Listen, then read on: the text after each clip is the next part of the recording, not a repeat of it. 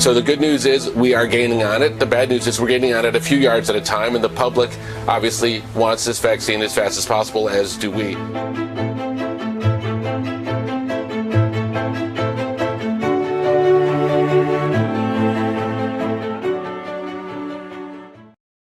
Good morning. I'm Jonathan Capehart, opinion writer for The Washington Post. Welcome to Washington Post Live, and welcome to Washington Post Live's special series, Coronavirus Leadership During Crisis. And there's no better person to talk to about the pandemic or leadership than Andy Slavitt, White House senior advisor to the COVID-19 response team. Mr. Slavitt, welcome to Washington Post Live.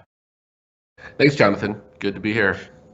So President Biden was supposed to go to Michigan today. That trip has been pushed off to Friday to visit a Pfizer vaccine manufacturing plant to recognize the employees. This particular Pfizer plant has been the central hub for distributing the vaccine. Could you start this morning by giving us the latest information on the president's plans for vaccine production and distribution? Sure. Well, it's good to be with everybody this morning. So when I think we came into office, I think we were, the assessment we did was that there was no standing inventory and we did not have enough vaccines or vaccinators or locations for people to get vaccinated that were stood up. So the president did a few things. The first thing he did was he directed us to purchase enough vaccines to get every American vaccinated as quickly as possible. And as he announced last week, we have enough vaccines to vaccinate Americans by the end of July right now. That does not account for the Johnson & Johnson vaccine, and it's important to tell you why. We are going to let the FDA make the determination and not assume anything, and I think it's important. This is part of letting science lead and not having the White House push from the side. But so there are opportunities for things to go better. But like this week's weather proves, there's also plenty of surprises in store. So we are trying to be plan for every event, and we're trying to be conservative and cautious. Over the first 3 to 4 weeks, I can't even remember how long we've been here now, we've increased supply to states by 58% of vaccines. We have significantly increased the number of vaccinators, bringing retired workers, retired doctors, retired nurses, active military, FEMA personnel out into the field. We've opened up community vaccination centers, particularly in hard-hit communities and communities that are typically ignored. We've started distributing to retail pharmacies. Again, 6,500 pharmacy locations weighted towards lower-income communities. So it's been a flurry of activities. I think today we can sit here and say it's not fast enough for the public. It's not fast enough for what we'd like, but we've now got the ability to make sure we can vaccinate this country and do it in the next number of months. In that answer, you've given a lot of ground to cover in terms of follow-up. So let's start with the states. How are states performing with vaccine distribution? The states are, this is the requisite American flag pin, and it's got to be facing the right direction. Sorry about that. It's okay. So when we got here, states had distributed about 46% of the vaccines that had been delivered. That's obviously too low, and that's a reflection of the fact that it was a new process for people, that people were unsure about whether or not they were going to get further doses. There'd been no commitments and very variable delivery. Today, states have delivered close to about 75% of the doses, so from 46 to 75. There's still some variability. Some states are above 80, some states are below 70, but all the states are doing much better. And part of it is just creating some assurance. We've basically told the states that they will get at least 3 weeks of visibility into how many vaccines they'll get.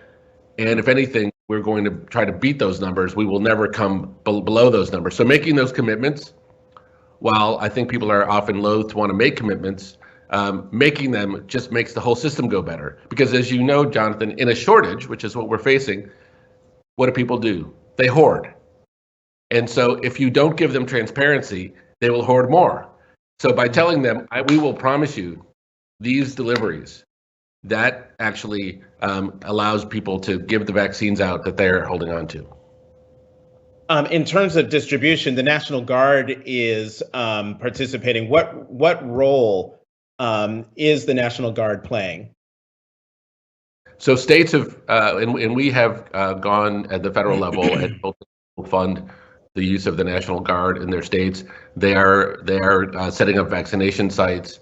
They are vaccinating people. They are essentially providing the arms and legs and the workforce and the brain power, along with FEMA and along with over 1,000 active military who are out there doing the same. I just saw a video, a very touching video of some enlisted military who had been deployed over to Iraq, who were now being deployed in their own communities to deliver vaccines to their neighborhood.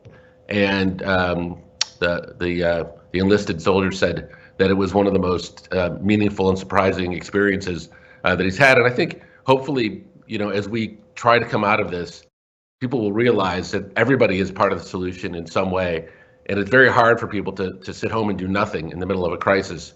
But I think the president's vision is to engage the public, engage all of government, engage the private sector, engage the nonprofit and charitable sector, engage the churches, engage the religious, engage mayors and the community, and everybody will come out of this. There's no possible way for the federal government to do this alone. And well, speaking of engaging the public, I'm wondering, how are you dealing with vaccine hesitancy, particularly in communities of color? Yeah. So vaccine hesitancy, essentially, I think I define it this way.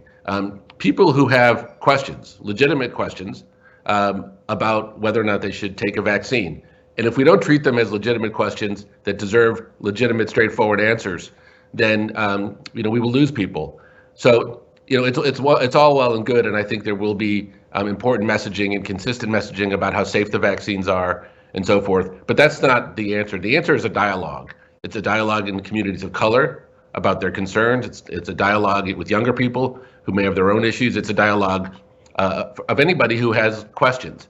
And what we're finding is that many people, the first time, there are a lot of people that would crawl over broken glass to get the vaccine. There are plenty of other people who are interested in taking the vaccine, but they want to see others go first. I think they may be more vaccine curious. It may be a good term for them. And those folks are, I think, over the last couple of months, are increasingly moving over to the camp of, well, I think I'll want to do this. But talking to your local doctor, your local physician, your church leader, people you trust, are really important parts of that dialogue, and then getting reliable answers. Sadly, in this day and age, there is enough misinformation out there that just occurs, and then there's enough disinformation out there which people spark, and those rumors can fly around and really, really hurt the cause. So we just want to get people straight answers to their questions, and I think that gives me confidence that if we can answer people's questions, because these vaccines are so safe and so effective, we think more and more people will come on. But it's a very good question, Jonathan, because today we're dealing with issues of how do we get enough supply quickly enough? But that won't always be the challenge. I think in a number of months, it could flip on us, and we could actually be dealing with the question of how do we make people comfortable that this is something they want to do. And Mr. Slavitt, another part of the challenge. So on the one hand, you have vaccine hesitancy as a challenge, but then you have the challenge from the opposite, from the other end, and that might be where you could have communities of color that are eager to get the vaccine, and yet they can't get the vaccine. So how are you dealing with the equity issues involved in terms of who actually gets the vaccine? Well, the one thing I've learned in healthcare is the structural impediments based on race, primarily, but also based on other factors, income, location, et cetera. But very provably with race, exist so that if you do nothing special, you will have gross inequities.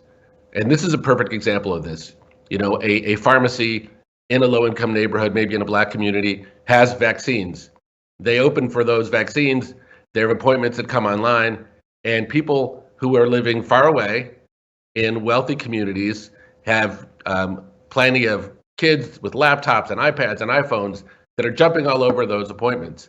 And so you could intend well, you could put the vaccines in the right communities, and then you find you've got this effect where all of these people are coming into these communities that have probably not been there ever or for a long time, and getting in line ahead of folks and taking those vaccines.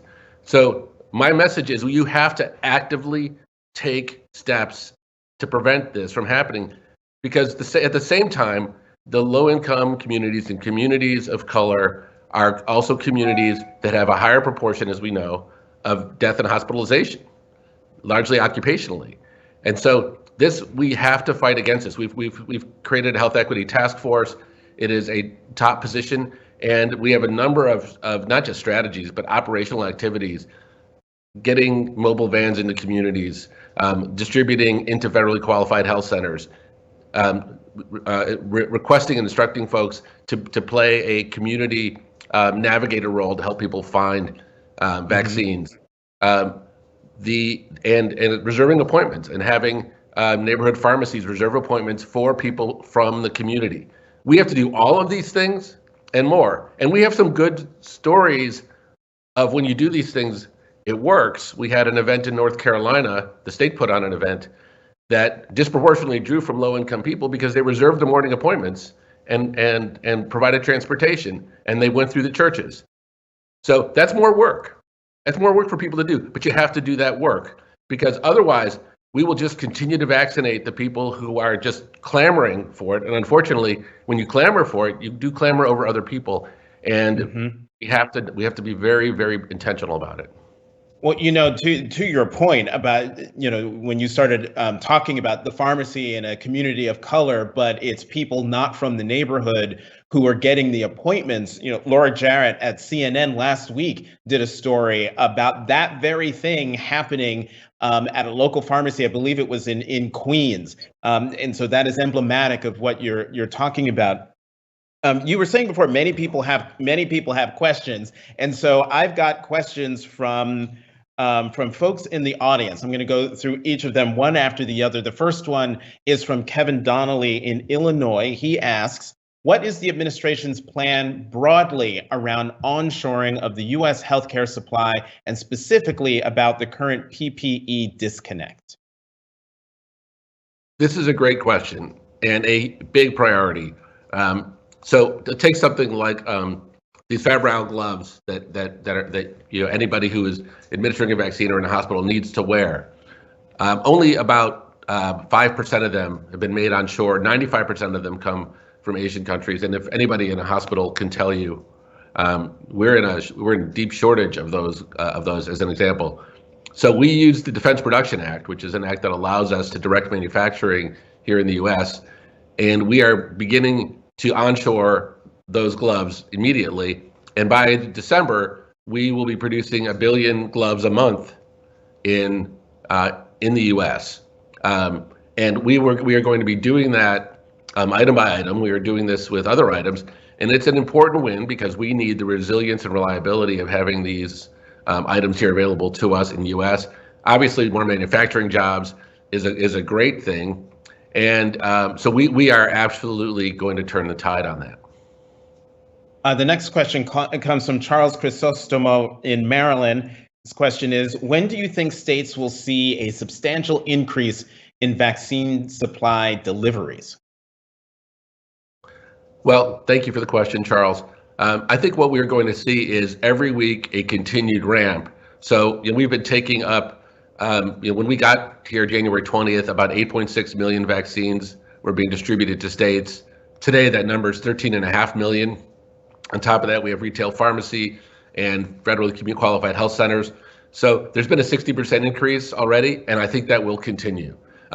Again, barring weather issues, which we're dealing with this week, we will continue to see that, so that by the end of March, we will have distributed, available for distribution to states, about 200 million total vaccines. So if you did the math on that, and I wouldn't expect you to be able to do it instantly, you'll see that by the end of by the end of March, that implies that there will be a whole lot more than there are today. And it's the nature of this manufacturing processes. You've got to basically very carefully create the vaccine. Then you have to take it to another facility. I know I'm over answering the question, but this stuff is just fascinating to me, and we've got into these details, to do what's called fill and finish, which is basically how they put it in the little vials, make sure you get the needles, make sure it's all sterile, and ship it, put it in boxes, all at cold temperatures, et cetera. So it's an extraordinary manufacturing process. I think it was one that the president is going to go see later this week, hopefully in Kalamazoo. And it requires a whole lot of scale. I think we all probably were led to believe that there was a lot more manufacturing that had been done over the last year in anticipation of the vaccines being approved. That there was less than we all thought. But one thing about leading in management, this is the name of this event, is that I would say is you played the cards you were dealt, not the cards you wish you had. And so, we would love to say that we could triple vaccinations next week, but better for us to be very candid with the public and say it is going to be week over week over week, to the point where, come spring and summer, I think we will have significantly turned the tide. Mm-hmm. The next question is another question from Illinois, Carol Nuns. Her question is, how will vaccines be updated for variants, for instance? If you receive the JJ vaccine, the Johnson & Johnson vaccine, can you still get a Moderna or Pfizer eventually? So thanks for the question. It's another great question, and there's a couple parts to it. First is, are we making sure the vaccines work for the variants? And the answer is yes. We are testing right now in vitro. And I think the good news to start with is that the most prominent vaccine, the most prominent strain that's come here, the B117, the vaccines work well for the Pfizer and the Moderna. The South African and which is close to the Brazilian, if people have heard about the Brazilian and following all this geography, they are the vaccines are less effective, but importantly above a threshold. And the threshold is, does it work or does it not? So it does work, it creates fewer antibodies, but this is mostly good news because they still continue to work. Now, each of the vaccine companies, and I've talked to all of them, both the ones approved and the candidates, have plans to continue to update their vaccines, and if need be, create boosters down the road if there continue to be additional mutants, as there likely will be. So this is a matter of science, adapting its processes and keeping up and keeping track. Now, to your final, very specific question, if you have the Johnson & Johnson vaccine, could you later have another vaccine? And I want to give you two parts to that answer quickly. One is Johnson & Johnson, people may know, is currently evaluating whether how their vaccine performs with 2 doses, in other words, with their own booster. So pending the results of that, pending what the FDA has to say, if the vaccine's approved in the first place, there will be there may be a second shot of Johnson & Johnson. More broadly, can you mix and match? If you have one, can you later take another?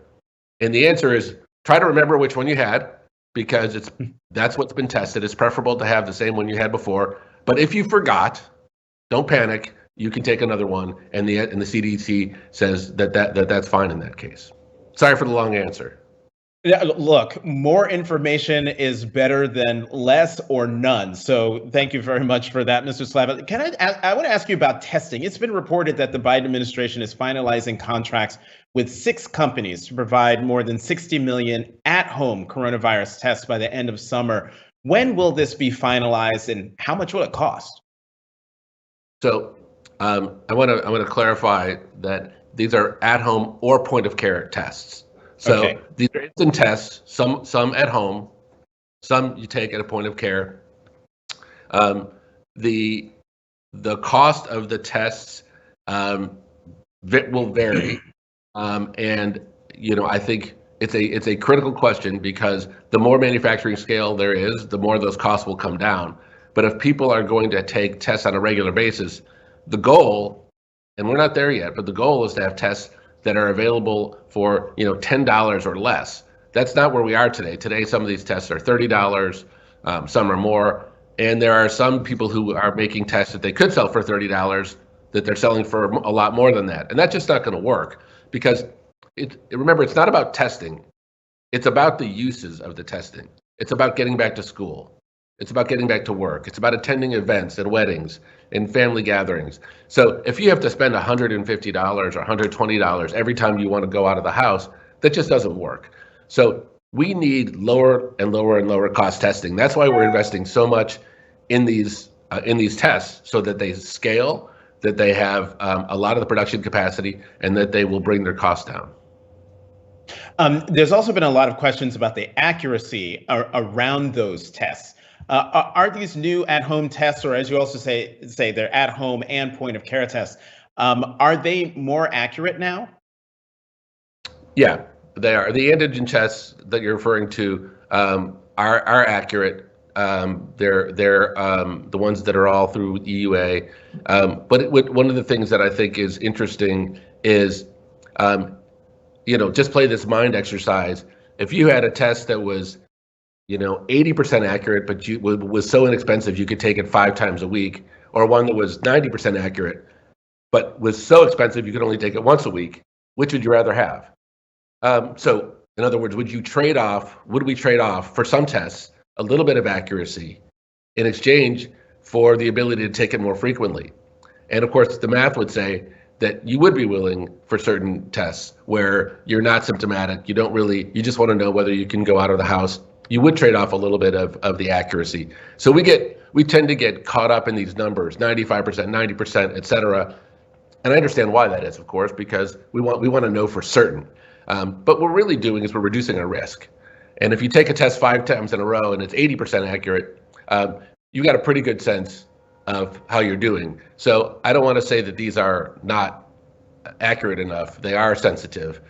But I also say we have to change our mindset to say, let's make sure that we are getting lower cost tests into the system. So then how long does it take to get those test results for the at-home test? Those are instant, like 15 minutes, I think. 15 minutes. Yeah. Oh, that's good. Yeah. Mr. Slavitt, I want to, in the Washington Post, in the actual paper today on page 4, there's a key nugget in the story, and it's about what's happening in the Biden administration in terms of when we're going to get through this and when kids are going to get to school. And here's the key nugget.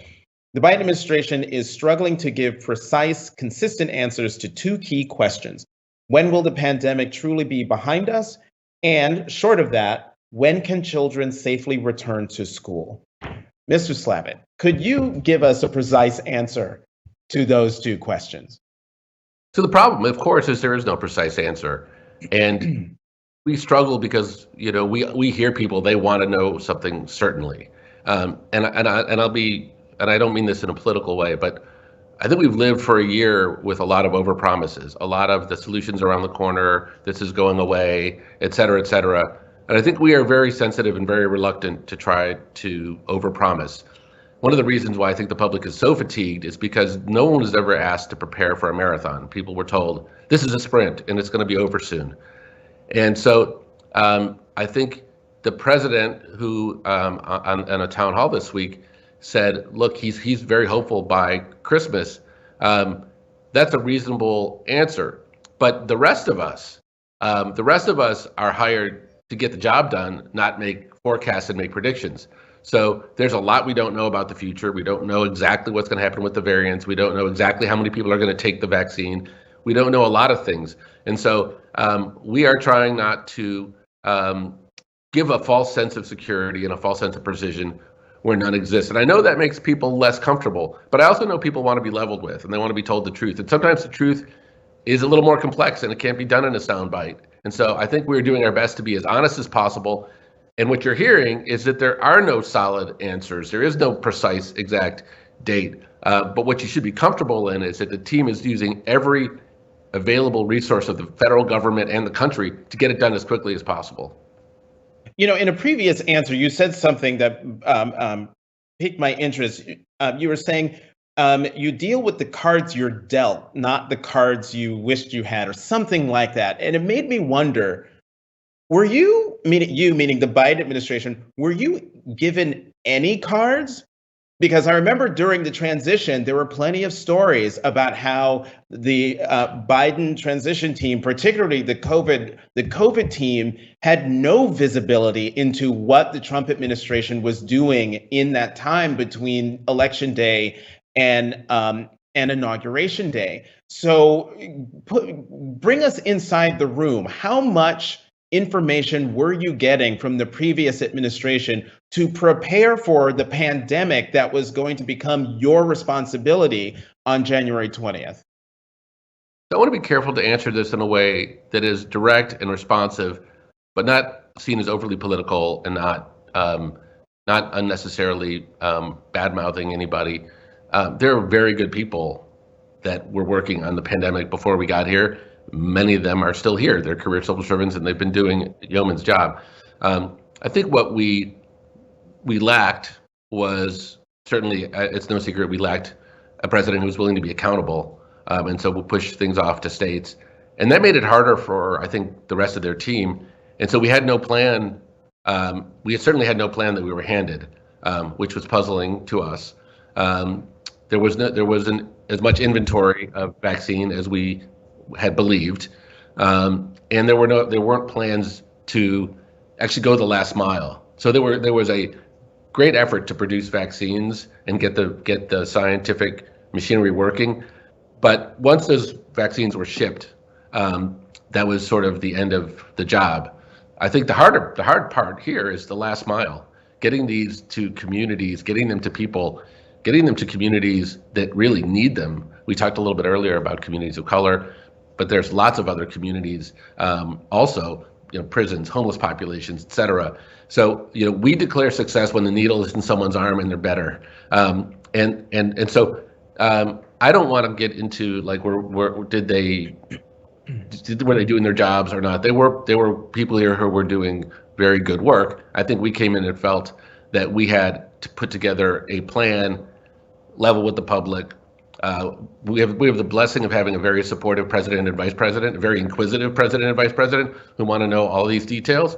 That makes it easier for us because we know the president cares, and he's brought in, I think, some amazing people. Not talking about myself, but the other people that are working on this are some of the best in the world. So it's a good feeling to go every day and know you're facing a big challenge, and we are where we are. Again, I don't want to look backwards too much because I also want people who, no matter what their political leanings, to not feel like this vaccine process and the public health process is something that is a matter of their own political identity.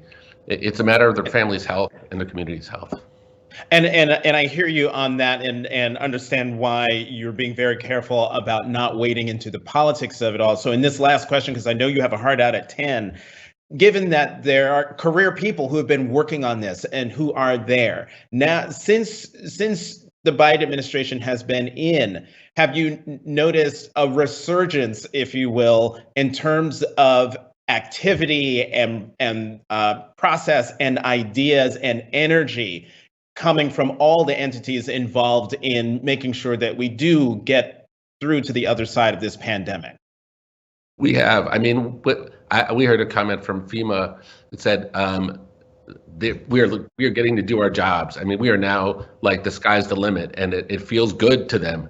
The scientists who we honor, and look, many of us were I was in the Obama administration, others were, we have an incredible appreciation for not just the scientists, but all the career civil servants that have been working on this. And I think have just been really excited to get back to work with them. And the first thing we did is we said, what ideas have you been working on that you haven't been able to get done for any reason, not necessarily a nefarious reason, just you may there not have been the time or the focus, or no one asked you the question.